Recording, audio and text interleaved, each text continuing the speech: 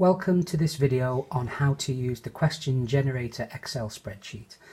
This is a series of spreadsheets all designed to produce a worksheet on every single physics calculation topic for the current GCSE specification. You can see that this particular one is potential difference, current and resistance calculations using V equals IR. It produces a series of questions with the equations in all possible permutations based on random numbers. So this one is 100 volts and 9.3 amps in the first question. It will update if you press F9. So if you press F9, you can see that it changes the values that are generated here.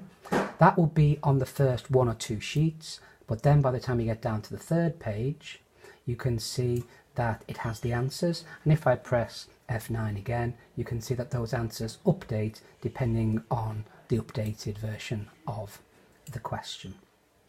You can only access two of the cells. The first one is copy number, the second one is the highlighted one which says significant figures.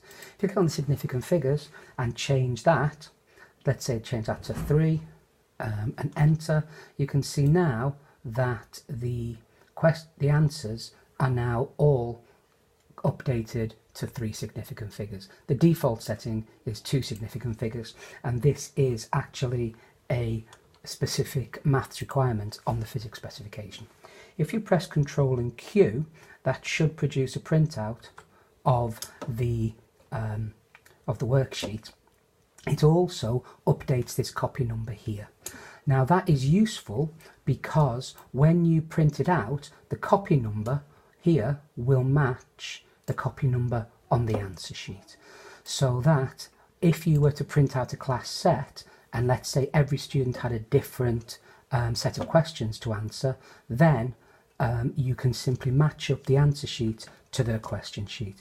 This I think is very powerful because it allows you to give a separate sheet to every student in the class so that everybody's doing the same type of work, but they can copy of each other. It also allows, for example, the more able students to help students who are struggling, because they can't just give them the answer.